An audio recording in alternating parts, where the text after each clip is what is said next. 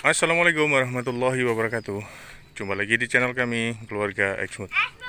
Selamat pagi ya teman-teman. Semoga teman-teman senantiasa diberikan kesehatan, senantiasa diberikan banyak keberkahan, dan semoga senantiasa dimudahkan dalam segala urusannya. Amin. Pagi hari ini kami, Keluarga Exmood, coba tengok kondisi perkembangan tanaman porang kami yang kami tanam dari umbi belah. Ini alhamdulillah kondisi perkembangannya rata-rata sudah seperti ini teman-teman. Ada mulai muncul biji-biji kataknya ini, ya belum semuanya ya, tapi rata-rata sudah mulai muncul ya. Nah, ini seperti ini teman-teman. Alhamdulillah, dan alhamdulillah karena cuaca sudah mulai stabil ya, hujan sudah sering. Mulai beberapa hari ini ada hujan 2 kali dalam seminggu. Kemudian ada juga hujan kecil-kecil, rintik-rintik, seperti tadi malam ya, itu ada gerimis, sehingga ini daun-daunnya tanaman porang kita ini kelihatan masih ada berair ya, ada air-airnya seperti ini teman-teman. Ya, ini alhamdulillah nih rata-rata yang sudah muncul katak ini sangat banyak sekali nih teman-teman. Ini satu batang ini teman-teman. Nah, batangnya ini sangat kokoh sekali nih ya teman-teman. Nah, segini nih teman-teman dari umbi belah.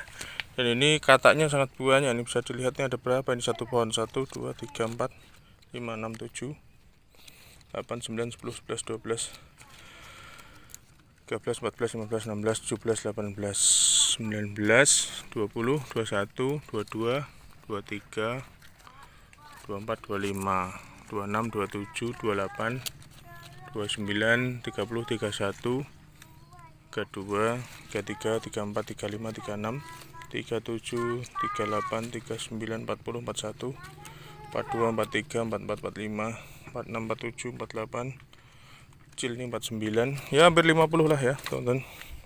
Satu batang ya, satu batang. Ya tidak semuanya akan seperti itu, tapi ketika tanaman porang kita ini bisa tumbuh subur, kemudian memanjangnya dedaunan ini ya, bagian percabangan-percabangan itu semakin panjang, ketika tanaman porang kita itu subur lah intinya, itu dia akan semakin memanjang ke sini. Itu kalau di tanaman durian apa itu, karena adanya zat gibrelin, itu biasanya dia akan memperpanjang dan memperbesar ini apa, buah. Biasanya begitu kalau di durian ya teman-teman.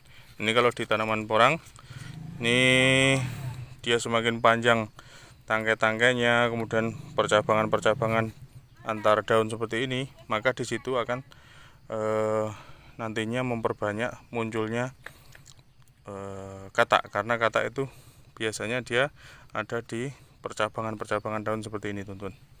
Nah seperti ini ya percabangan ya, jadi artinya semakin subur tanaman kita, semakin panjang daunnya, akhirnya semakin banyak percabangan, maka di situ pun nanti akhirnya akan menjadi banyak ditempati bibit-bibit katak porang ya teman-teman. Alhamdulillah, ini kondisinya seperti ini teman-teman ya, batangnya gulma-gulma mulai ada muncul ya dikit-dikit. Belum kami lakukan pembersihan, nanti kami lakukan pembersihan baik secara manual maupun semi herbisida. Nah, ini kataknya juga banyak, dan ini juga banyak ya teman-teman. Jadi sejauh ini pertumbuhan untuk tanaman porang ya teman-teman, dari bibit umbi belah sejauh ini aman dan bagus ya, bagus dan aman ya. Artinya apa? Artinya bisa menjadi salah satu pilihan ya teman-teman, bisa menjadi salah satu pilihan ketika petani nanti kita memerlukan bibit tanpa harus istilahnya membeli ya. Artinya ketika kita sudah punya tanaman sendiri, kemudian di musim-musim berikutnya ingin kita perbanyak, bisa kita lakukan dengan cara pembelahan umbi dari pembesaran tanaman porang yang kita tanam. Nah, kalau yang di bagian kanan ini yang dari bibit umbi utuh ya teman-teman. Alhamdulillah ini juga kondisinya pertumbuhannya bagus. Kalau yang sebelah sini rumputnya lebih jarang, ya ada tapi lebih jarang karena mungkin di sini lebih rimbun. Ini yang agak kekuning-kuningan ini sudah katanya sudah lebih besar. Nah ini kalau porang itu kesenggol dikit gini aja daunnya gampang patah, jadi makanya kita harus hati-hati tentunya. Jadi kalau tanaman porang sudah gede-gede seperti ini, kita mau melakukan perawatan kayak penyemprotan dan lain sebagainya gitu sudah susah ya, karena untuk melewati sela-sela antar daun, antar batang itu sudah susah sekali. Makanya untuk tanaman porang itu memang dianjurkan ya, sebaiknya sih ya, sebaiknya memang harus dilakukan pemberian pupuk dan nutrisinya itu semaksimal mungkin di awal tanam ya teman. Usahakan semaksimal mungkin di awal tanam. Tujuannya apa ya, salah satu gambaran atau potretnya seperti ini. Ketika tanaman porang kita sudah besar-besar seperti ini untuk masuk ke sela-selanya saja susah ya teman-teman. Misalnya kita paksakan untuk masuk, biasanya nanti daun-daun ada yang patah, tempat yang seharusnya untuk dia tumbuh katak, akhirnya misalnya di sini patah gitu, ceklek. Nah, akhirnya sudah terkurang berapa biji yang seharusnya di situ ada muncul katak, akhirnya tidak ada kataknya. Jadi seperti itu ya teman-teman. Ini yang tunasnya lebih awal dulu. Oh, kataknya sudah gede-gede ini. Dan ini pastinya nanti akan dorman lebih awal ya. Dia akan dorman lebih awal. Kalau yang masih muda-muda seperti ini masih panjang nanti usianya teman-teman. Dan untuk umbi ya biasa teman-teman, seperti yang video kami bagikan sebelumnya, cerita-cerita di video sebelumnya, usahakan selalu aman dari hama dan penyakit, khususnya dari jamur ya, karena rata-rata umbi itu, khususnya yang umbi ukuran besar, itu biasanya dia hanya bertunas sekali, meskipun tidak semuanya ya, ada kalanya dia muncul tunas yang kedua. Salah satu contoh ini ya teman-teman.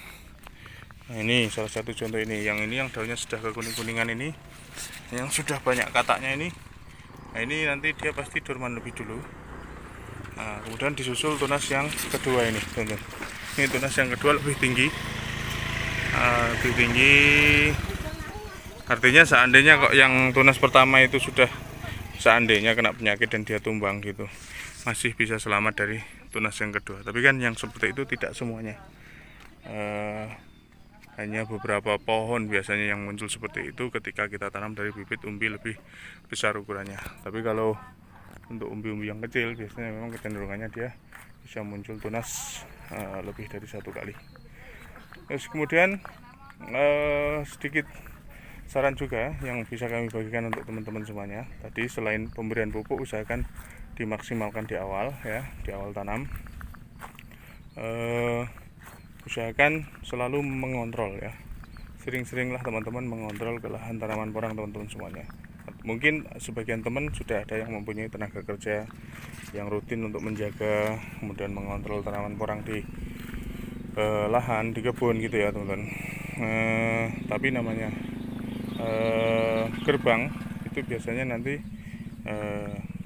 tetap ada kebocoran, istilahnya kan begitu ya. Namanya tenaga kerja mungkin namanya yang diurusi banyak, kadang kan ngurusin sana ngurusin sini, atau mungkin apalagi kalau teman-teman yang mempunyai usaha tidak hanya satu jenis ya, maksudnya itu biasanya nanti ada kecolongan, dalam artian di sini kontrolnya kurang maksimal. Nah, disitulah diperlukannya kita ya sebagai pelaku pertanian ya, pelaku usaha di bidang pertanian ini, kita juga harus sering-sering kontrol ya, kontrol tanaman porang kita apakah kondisinya selalu aman, apakah sudah stabil, tidak ada yang terkena penyakit. Nah, karena kalau sampai terjadi kelolosan sehingga tanaman porang kita terjangkit penyakit khususnya jamur batang ya kayak gitu, nanti yang terjadi adalah kasusnya nanti tanaman porang kita akan tumbang ya teman-teman. Nah kalau sudah tumbang ya sudah, kalau disusul tunas kedua sih nggak apa-apa, tapi kalau tidak disusul tunas kedua kan resikonya yaitu tanaman porang kita akan mati.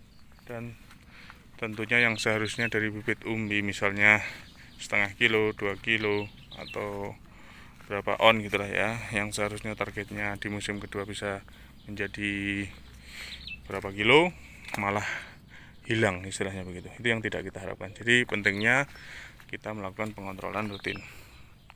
Jadi seperti itu ya teman-teman, bagi-bagi cerita dari kami keluarga Exmood di pagi hari ini di suasana yang cerah ini. Kami doakan semoga tanaman porang teman-teman semuanya di seluruh Indonesia ya khususnya, mudah-mudahan senantiasa diberikan kemudahan, kelancaran, kemudian tanamannya bisa subur-subur, dan tentunya dijauhkan dari hama dan penyakit yang bisa membuat kita semua mengalami kegagalan dan kerugian. Mudah-mudahan nanti di musim dorman tiba hasilnya bisa maksimal dan tentunya bisa memberikan banyak manfaat ke banyak pihak, khususnya orang-orang yang bisa ikut kerja di lahan-lahan yang kita tanami ya teman-teman. Oke teman-teman, sementara bagi-bagi cerita dari kami keluarga Exmood lewat video kali ini cukup sekian dulu. Mudah-mudahan video yang kami bagikan bisa memberikan manfaat, menambah ilmu untuk kita bersama, dan menambah motivasi kita ke depan untuk lebih baik lagi dan bisa semakin sempurna ilmu dengan kebersamaan dan saling berbagi kita. Oke, terima kasih atas semuanya. Terima kasih sudah senantiasa bersedia bergabung bersama kami. Salam sukses dan sehat selalu dari kami keluarga Exmood. Wassalamualaikum warahmatullahi wabarakatuh.